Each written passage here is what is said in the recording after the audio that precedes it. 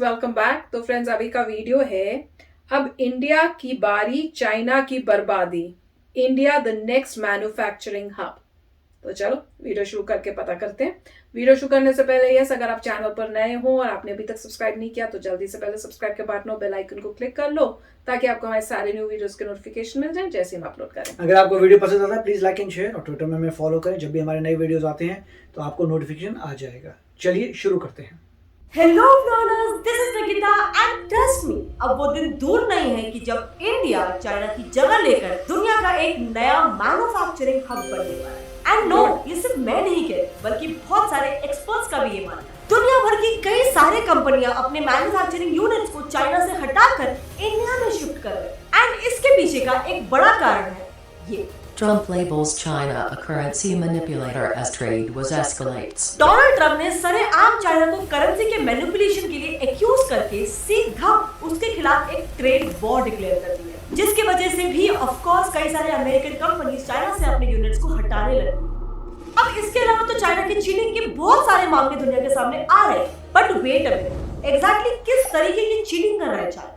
और चाइना के इतना ज्यादा चीटिंग करने के बावजूद भी आखिर क्यों चाइना दुनिया के 90% इलेक्ट्रॉनिक्स एक्सपोर्ट करता है? क्यों आज भी नाइकी का 36% माल, एचपी का 40.9% माल और बारहवीं का तो पूरा 100% माल चाइनीज ही है? आखिर क्यों माइक्रोसॉफ्ट और डेल जैसे बड़े बड़े कंपनियां आज तक चाइना पे डिपेंडेंट है? आज की वीडियो में हम चाइना का ये मैन्युफैक्चरिंग हब बनने के पीछे का राज जानेंगे और ये भी जानेंगे कि क्या फ्यूचर में भारत चाइना को रिप्लेस करके दुनिया का नया मैन्युफैक्चरिंग हब बन पाएगा। Let's find out.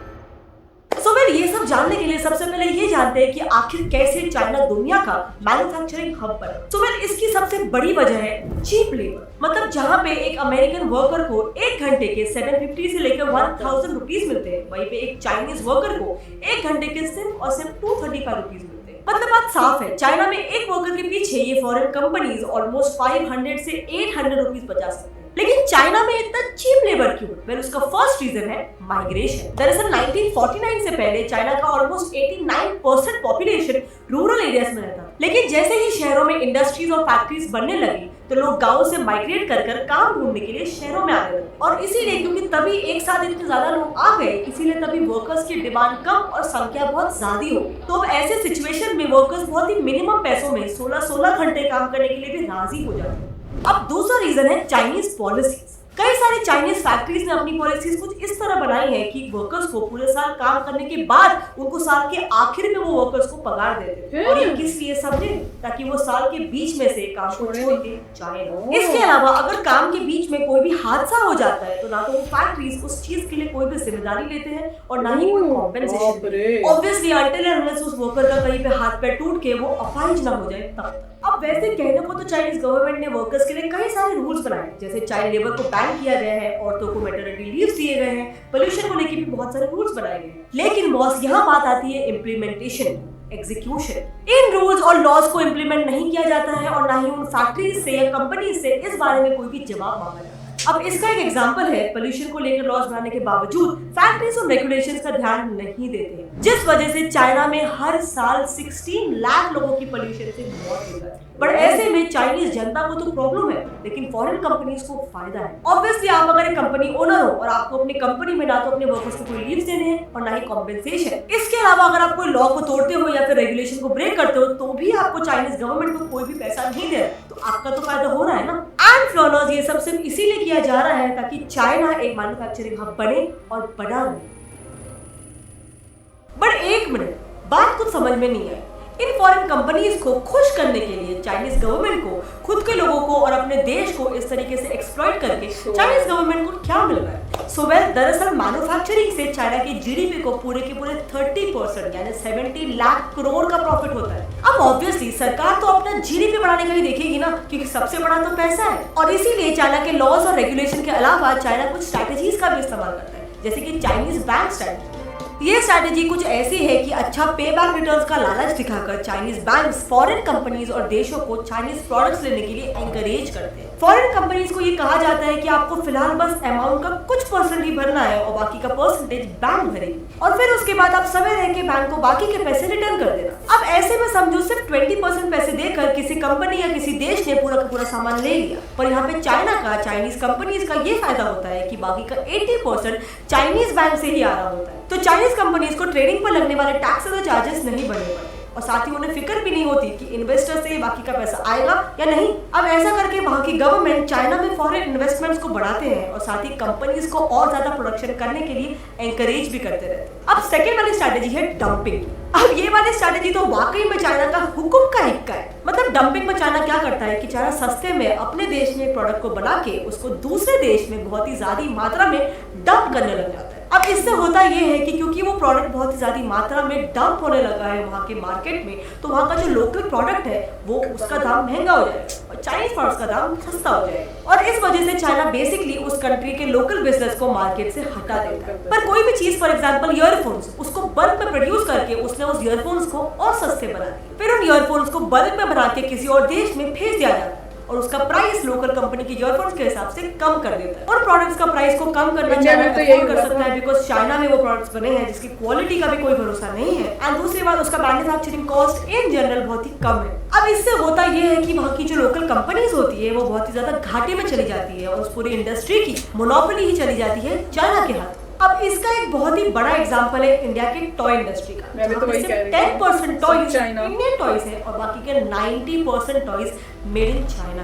अब ऐसा चाइना सबके साथ करता है, जैसे कि यूके और ऑस्ट्रेलिया में चाइना स्टील डंप करता है, जिस वजह से अभी हाल ही में ऑस्ट्रेलिया चाइना में डंप किए हुए स्टील पर भारी मात्रा में इंपोर्ट टैक्सेस लगाने वाला है। लेकिन चाइना की स्मार्टनेस अभी यहाँ पे खत्म नहीं होती क्योंकि चाइना चीटिंग भी करता है। चाइना की cheating technique number 1, only exports no imports. Chinese laws के हिसाब से किसी भी फॉरेन कंपनी को चाइना में आने के लिए किसी भी लोकल चाइनीज पार्टनर्स के साथ टाई अप करना हो। ऐसे में बाय डिफॉल्ट उन कंपनीज की टेक्नोलॉजीज भी चाइना के पास आ जाती है। इसके अलावा अब चाइना में मैन्युफैक्चरिंग करने के लिए यूएस कंपनीज को अपना R&D यानी रिसर्च एंड डेवलपमेंट सेंटर को चाइना में रिलोकेट करना होगा। सो अब चाइना खोलेगा अपना अगला पत्ता। उन्हीं कंपनी की टेक्नोलॉजी और रिसर्च को लेकर वो बनाएगा खुद का डुप्लीकेट माल। मजाक नहीं कर रही हूँ, जैसे कि माइक्रोसॉफ्ट विंडोज बन गया माइक्रोसॉफ्ट विंडोज, नाइकी बन गया नाइकी, और ये प्रोडक्ट्स भी इतने ज्यादा हूबहू बनते हैं ना कि कोई फर्क भी नहीं पहचानता। अब इन डुप्लीकेट्स बनाने के पीछे का कारण तो सिंपल है, भारतीय कंपनीज के सामान को इंपोर्ट नहीं करना चाहता, यानी ओनली आवाम नो जाओ, ताकि बाहर की फॉरेन करेंसी अपने देश में आए पर इंपोर्ट करके अपना पैसा बाहर ना जाए। चाइना की cheating technique number 2, currency manipulation. जब अगस्त 29 में चाइना की करेंसी युआन की वैल्यू गिर के $1 यानी 6.69 युआन हो गई, तब ट्रम्प ने चाइना के साथ एक ट्रेड वॉर घोषित कर दिया था। ऐसा इसीलिए क्योंकि इंपोर्ट एक्सपोर्ट से युआन की वैल्यू डिसाइड करने के बजाय चाइना का सेंट्रल बैंक ही खुद युआन की वैल्यू को डिसाइड करता है। लेकिन ऐसा क्यों? वेल, इससे चाइना दुनिया को ये बताना चाहता है कि वहाँ पे लेबर और प्रोडक्शन की वैल्यू अभी भी बहुत ही ज्यादा चीप है। और इसके अलावा जब चाइना अपने प्रोडक्ट्स को यूएस में भेजता है तब वो लोकल यूएस के प्रोडक्ट्स के सामने बहुत ज्यादा सस्ते हो जाते हैं, जिस वजह से ऑब्वियसली यूएस के मार्केट्स में चाइना के सस्ते प्रोडक्ट्स ज्यादा बिकते हैं और यूएस को ज्यादा प्रोडक्ट्स इंपोर्ट करना पड़ता है। और इसीलिए अब ट्रम्प ने सारे चाइनीज प्रोडक्ट्स पर दुनिया भर के टैक्सेस लगा दिए, जिस वजह से सस्ते आइटम्स के प्राइस भी अब ज्यादा हो जाएंगे और लोग इसको कम खरीदेंगे। ये चीटिंग तो चाइना को सबसे ज्यादा भारी पड़ा है क्योंकि इसके कारण चाइना अपने सबसे बड़ा ट्रेडिंग पार्टनर यूएस को खोने वाला है, क्योंकि एक्स्ट्रा टैक्सेस लगने पर अब काफी सारे यूएस कंपनीज जैसे कि डेल, HP, एप्पल, ये सब के सब अपना मैन्युफैक्चरिंग यूनिट्स चाइना से हटा रहे हैं। और इसीलिए अब ये एस्टिमेट किया जा रहा है कि अब चाइना चाहते हैं मैन्युफैक्चरिंग हब, यहाँ पे भी यही हो रहा है। बट नो, इसका जिम्मेदार सिर्फ यूएस नहीं बल्कि और भी बहुत सारे रीजंस हैं, जैसे कि नंबर 1, एक्सपेंसिव सिटीज। चाइना के शहरों में घरों के दाम लिटरली आसमान छू रहे। शेंजन शहर में तो 1 स्क्वायर फीट की कीमत 89,600 रुपीज है। इतना प्राइस तो सैन फ्रांसिस्को और न्यूयॉर्क के घरों का भी नहीं। लेकिन कीमत बढ़ने के पीछे का कारण क्या है? वेल, जो लोग 1949 के दौरान माइग्रेट होकर शहरों में काम करने के लिए आए थे वो वहाँ पर अब परमानेंटली सेटल होने लगे हैं और ऐसे में अब रेंट पर रहने के लिए लेबर ज्यादा पगार की मांग कर रहे हैं। Number 2, Chinese youth. चाइना में एजुकेशन को बहुत ज्यादा इंपॉर्टेंस दिया जाता है, पर जैसे जैसे यंग चाइनीज लोग एजुकेट होते जा रहे हैं वो मजदूरी को छोड़कर दूसरे हाई पेइंग जॉब्स में सेटल हो रहे हैं। अब चाइना में लेबर्स की संख्या कम हो रही है और जो बचे हुए लेबर्स हैं कंपनीज को उन्हें ना चाहते हुए भी ज्यादा पगार देना पड़ रहा है और इस वजह से ऑब्वियसली फॉरेन कंपनीज को वापस से चाइना में मैन्युफैक्चरिंग करना महंगा पड़ रहा है। Third reason is machines. China दुनिया भर में अपने चीप लेबर के लिए ही जाना जाता है, तो अपने लेबर्स को पगार बढ़ाना उसके लिए प्रॉफिटेबल नहीं है। इसीलिए अब दिन ब दिन हर फैक्ट्री में लेबर्स की जगह वो अपने लिए मशीन्स ले रहे हैं, क्योंकि मशीन ज्यादा चीप और ज्यादा रिलायबल होती है। इनफैक्ट चाइनीज गवर्नमेंट ने 2015 में करोड़ों रुपए डालकर एक इनिशिएटिव भी स्टार्ट किया था सारे मैन्युफैक्चरिंग यूनिट्स को पूरी तरह से मशीन ऑटोमेटेड करने का। लेकिन अगर चाइना मशीन्स यूज करके सस्ते में मैन्युफैक्चर कर सकता है, तो वही चीज यूएस भी तो अपने देश में कर सकता है ना। ऐसा करने से उनके ट्रांसपोर्टेशन और शिपिंग के करोड़ों रुपए भी बच जाए और इसी से चाइना के मैन्युफैक्चरिंग हब के टाइटल पर एक जोरदार फटका भी पड़े। लेकिन wait for the last reason number 4, companies moving to other countries. China में लेबर के कॉस्ट बढ़ने के बाद और हर महीने चाइना के कोई ना कोई नए डंपिंग और करेंसी मैनिपुलेशन के केसेस सामने आने के बाद कई सारे कंपनीज अपना प्रोडक्शन दूसरे डेवलपिंग देश जैसे कि वियतनाम, बांग्लादेश और इंडिया में बसा रहे हैं। और अब यही तो इंडिया के हाथों में सुनहरा मौका है अगला मैन्युफैक्चरिंग हब बनने का। उसे हासिल करने के लिए इंडिया को क्या क्या करना पड़ेगा? सबसे पहली चीज तो देश का इंफ्रास्ट्रक्चर को इम्प्रूव करो। इंडिया में वैसे तो 5 लाख रोड्स का दुनिया का दूसरा सबसे बड़ा रोड नेटवर्क है, पर हम सब जानते हैं वो रोड्स बारिश आते ही गायब हो जाते हैं। इसके अलावा चाइना के कंपैरिजन में इंडिया की हाईवेज और रेल नेटवर्क भी काफी ज्यादा वीक है और इसीलिए अगर हम फॉरेन की कंपनीज को इंडिया में लाना चाहते हैं तो इंफ्रास्ट्रक्चर को सुधारना बहुत ज्यादा जरूरी है, क्योंकि उससे हम कंपनीज का ट्रांसपोर्टेशन में टाइम और पैसे दोनों ही बचे। इसके अलावा इंडिया के एयरपोर्ट्स और सी पोर्ट्स को भी इम्प्रूव करने की काफी ज्यादा जरूरत है, क्योंकि वो बल्क में आने वाली चीजों को ट्रांसपोर्ट करने के लिए इतने एफिशिएंट नहीं है। दूसरी चीज है क्राइम रेट को कम करना। चाइना का क्राइम रेट 0.53 है और इंडिया का 3.8। चाइना का जहाँ पे क्राइम रेट्स कम हो रहे हैं, वहीं दूसरी तरफ इंडिया में क्राइम रेट्स बढ़ रहे हैं। क्राइम रेट्स के ज्यादा होने पर फॉरेन कंपनीज को इंडिया में मैन्युफैक्चरिंग यूनिट्स खोलना डाउटफुल लगता है और इसका सबसे बड़ा एग्जांपल है Mexico. United Nations world investment report के अनुसार 2014 में सबसे ज्यादा फॉरेन इन्वेस्टमेंट्स की लिस्ट में मेक्सिको 14th नंबर पे था। बट जैसे ही वहाँ पे क्राइम रेट्स बढ़ने लगे, वैसे 2018 में मेक्सिको में आने वाले फॉरेन इन्वेस्टमेंट्स 75.7% से गिरे और बहुत सारी कंपनीज ने मेक्सिको में इन्वेस्टमेंट करना बंद कर दिया था। Number 3, focus on skill development. India के जीडीपी में मैन्युफैक्चरिंग सेक्टर का फिलहाल सिर्फ 17% कंट्रीब्यूशन है और सर्विस सेक्टर का टोटल 65% कंट्रीब्यूशन। लेकिन मैन्युफैक्चरिंग हब बनने के लिए मैन्युफैक्चरिंग सेक्टर में लेबर्स लाने पड़ेंगे और वो भी स्किल्ड लेबर, जिन्हें अलग अलग इंडस्ट्रीज में जैसे कि mining, textile, electronics, manufacturing etcetera में ट्रेन किया जाना चाहिए। Number 4, policy restructuring. इंडिया में कोई भी कंपनी खोलने के पीछे बहुत ही ज्यादा मशक्कत और रेगुलेशंस होते हैं। एक फॉरेन कंपनी को सिर्फ रजिस्ट्रेशन के लिए 10 गवर्नमेंट विंडोज के चक्कर काटने पड़ते हैं, जिस प्रोसेस में ऑब्वियसली 1 से 2 महीने आराम से निकल जाते हैं। और रजिस्ट्रेशन होने के बाद भी फैक्ट्रीज बांधने के लिए लगने वाले कंस्ट्रक्शन परमिट भी 60 दिन बाद आता है। इंडिया में हर 5 साल में जैसे जैसे सरकार बदलती है, वैसे वैसे टैक्सेस और पॉलिसीज भी बदलते जाते हैं। बट चाइना में फॉरेन कंपनीज को ज्यादा स्टेबिलिटी थी इस मामले में, क्योंकि वहाँ पे डेमोक्रेसी नहीं। इसका सोल्यूशन कुछ एक्सपर्ट्स का ये मानना है कि टैक्सेस और पॉलिसीज के लिए एक अलग नॉन पॉलिटिकल बॉडी को क्रिएट कर सकते हैं, ताकि वो बिना किसी पॉलिटिकल इन्फ्लुएंस के डिसीजंस ले सके। साथ ही हमें दूसरे देशों के साथ ट्रेड नेगोशिएशंस करने चाहिए, ताकि वो इंडियन गुड्स पर लगने वाले टैक्सेस को कम कर दे और उनके देश में हमारे सामान सस्ते में बिके। तो अब मैंने आपको वो सारे रीजन बता दिए जिस वजह से इंडिया अब चाइना की जगह पे एक नया मैन्युफैक्चरिंग हब बन सकता है। आपको क्या लगता है, क्या ये पॉसिबल है या नहीं? तो फ्रेंड्स, अच्छा वीडियो था जिसमें सब एक्सप्लेन किया कि क्या क्या चाहिए, कैसे हो रहा है, उनकी प्रॉब्लम्स क्या आ रही हैं और अब इंडिया को बनने के लिए क्या करना चाहिए। तो अच्छी चीज़ बताइए, काफ़ी मतलब इन डेप्थ बताने की कोशिश की है। और वाकई में चाइना ने ये तो किया ही, तो सबको दिख रहा ही था कि कंट्रीज़ में माल सस्ता बेच रहे थे और वहाँ की मार्केट अपनी उनकी जो है जहाँ गए हैं वो वहाँ पे वो डिस्ट्रॉय हुई। इंडिया ने तो खुद ही वो देखा हुआ है, हमने देखा हुआ है, सारा चाइना से माल आता है। टॉयज जैसे बोले थे, टॉयज ही क्या, आप कुछ भी देख लो, टॉयज हो गया, हमारी जो लाइट्स होती हैं, इवन भगवान की मूर्तियाँ, कुछ भी ले लो, कुछ भी देखो, वो सब मेड इन चाइना होता था। पर अब चीज़ें मैं कहूँगी कि अब करेक्ट डायरेक्शन में जा रही हैं। अब जैसे कह रहे हैं इंफ्रास्ट्रक्चर चाहिए, वो पहले से अब काम शुरू हो गए हैं, क्योंकि रियलाइज हो रहा है गवर्नमेंट को कि ये बहुत इंपॉर्टेंट है, तभी कुछ आगे इंडिया जो है बढ़ सकता है, तभी बाहर से कंपनीज आएंगी। तो वो सब जो बता रहे हैं उसके ऊपर एक्शन लिया जा रहा है। बस ये है कि थोड़ा और अगर फास्ट पीस कर दें तो जल्दी हो जाए, जो मतलब 7-8 साल में होना है वो 3 साल में हो जाए, ताकि और जल्दी ग्रोथ हो, प्रोग्रेस हो।